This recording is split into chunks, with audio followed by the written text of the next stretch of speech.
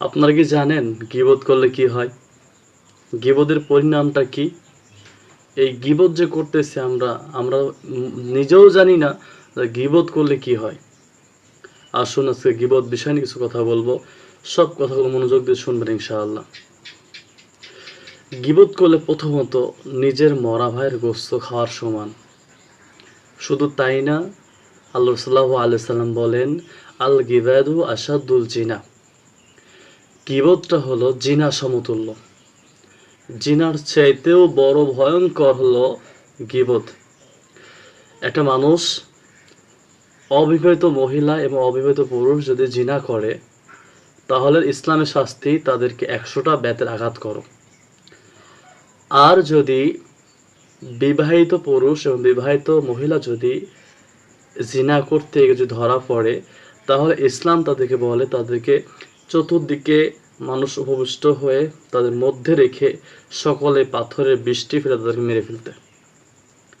কিন্তু আল্লাহ সাল্লাল্লাহু আলাইহি সাল্লাম বলেন, গীবত হলো এর চাইতেও ভয়ঙ্কর পাপ, যেটা আমরা অহরহ করে আসতেছি। আল্লাহ সাল্লাল্লাহু আলাইহি সাল্লাম মসজিদে নববীতে বসে আছেন। বসে থাকার পরে দুইজন সাহাবী নামাজ পড়তেছেন আর মাঝে মাঝে গল্প করতেছেন। আল্লাহ সাল্লাল্লাহু আলাইহি সাল্লাম বললেন যে, আমার সাহাবী, তোমরা রমজান মাসের পরে, সে মাসটা ছিল রমজান মাস, রমজান মাসের পরে দুইটা করে রোজা রাখবা।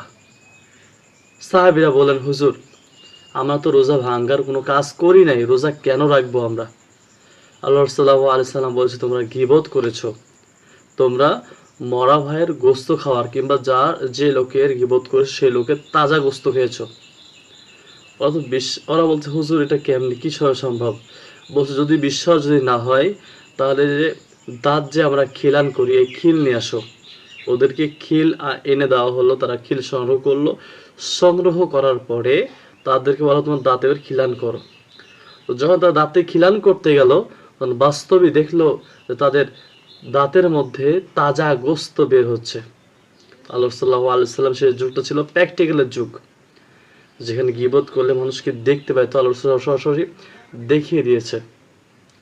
এই জন্য ভাই বন্ধুরা, আমরা গীবত থেকে দূরে আসি, গীবত থেকে দূরে আসবো ইনশাআল্লাহ। যদি ভালো লাগে অবশ্যই লাইক, কমেন্ট, সাবস্ক্রাইব করে দিবেন।